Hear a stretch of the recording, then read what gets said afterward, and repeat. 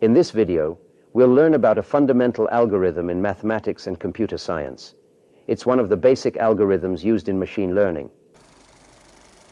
This algorithm is called gradient descent, where gradient refers to a function's gradient, and descent, as its name suggests, means moving downwards.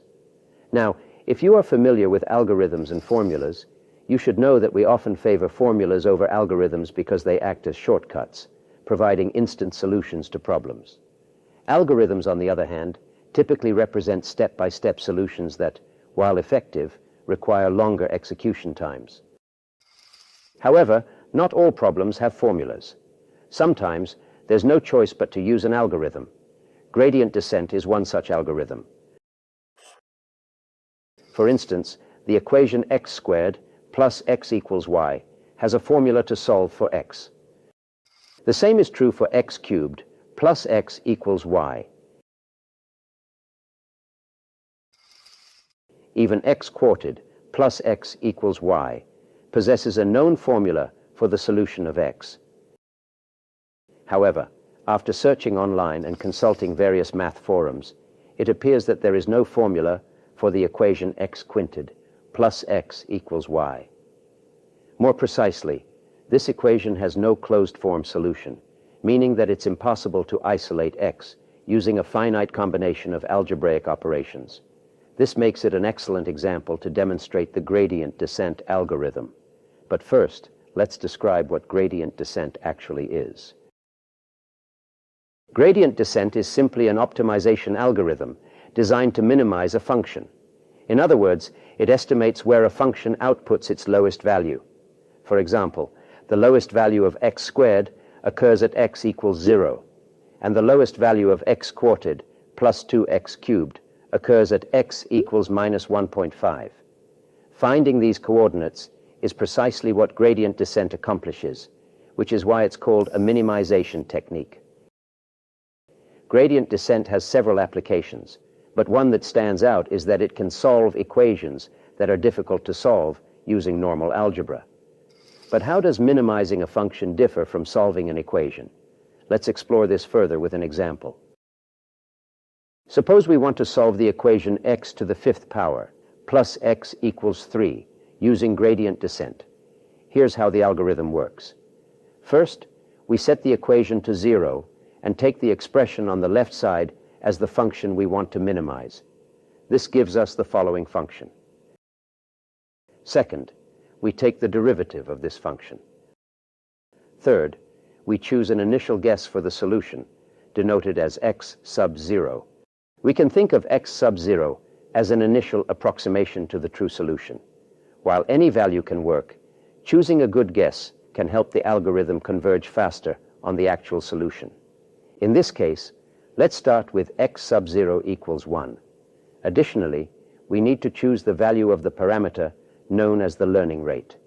This parameter controls the step size during the iterative process and is crucial for finding the solution efficiently. For this example, we'll use a learning rate of 0.01. Finally, we update our initial guess using the following formula. Let's visualize the algorithm's action. Remember, we're looking for the solution of x in this equation. Our initial guess is x sub 0 equals 1, marked as a point here. The true solution for x is here at this point, approximately at 1.133. We might expect that updating our initial guess would bring us closer to the true solution. However, that's not what happens in this case. Using the gradient descent formula, we update our guess as follows. This updated guess actually moves further away from the true solution, as shown on the graph. So why is this happening? The algorithm is working as expected. It's minimizing the function. But the minimum of a function isn't always 0. In this case, our function is strictly increasing, meaning it goes from negative infinity to positive infinity. So, we need to force the function to be always positive, ensuring its minimum is 0. A simple way to achieve this is by squaring the function.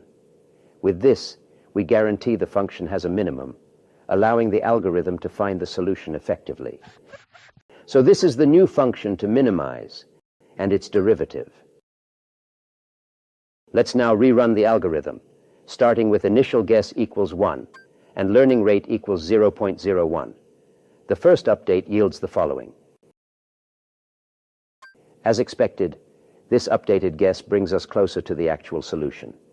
Continuing with another update, we get the following result. This second update further refines our estimate, demonstrating the algorithm's effectiveness. We continue with these updates until we reach the desired tolerance for the function at the updated guess. For instance, we might set a tolerance of 0.001, signifying that we'll continue updating until f of x sub n is less than 0.001. Now, it's important to note that gradient descent will always try to find the best possible solution, even in cases where no exact solution exists for a given problem. To illustrate this, consider the equation x squared minus 2x plus 2 is equal to 0, which lacks real solutions. If we attempt to solve it using gradient descent, the algorithm will diligently search for the value of x that brings the equation closest to 0, ultimately converging upon x equals 1. I mention this because in the following exercise, instead of trying to find exact solutions to equations, we'll work on optimizing a third-degree polynomial to approximate the cosine function. More precisely, using gradient descent, we'll fine-tune the 4 coefficients of the polynomial to approximate the cosine function within the interval from 0 to pi. Here's how we accomplish this. We seek values for a, b, c, and d that minimize the difference between the polynomial and the cosine function. Therefore, the function we want to minimize will depend on these coefficients. We achieve this by summing the squared differences between the polynomial and the cosine at each sample point in the interval from 0 to pi. This function calculates the mean squared error between the polynomial and the cosine function at n points. These points are represented by the sequence k sub I. For this example, we will take 100 samples, although while more samples we take better. Once we have the objective function, we take its gradient, a vector containing the partial derivatives with respect to each coefficient. Now we initialize a, b, c, and d with guess values and choose a learning rate.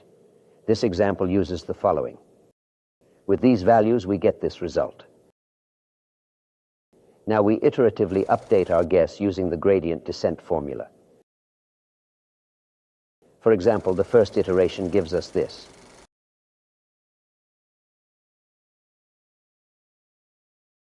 In the next iteration, we get this result.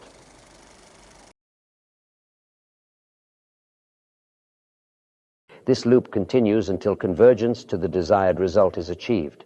For example, a good result for the coefficients would be when the function gives us a value less than 0.001. In conclusion, we have explored the fundamental principles of gradient descent, a powerful optimization technique with applications across various disciplines. I encourage you to delve deeper into this fascinating algorithm and apply your newfound knowledge to real-world problems. Thank you for your time and attention.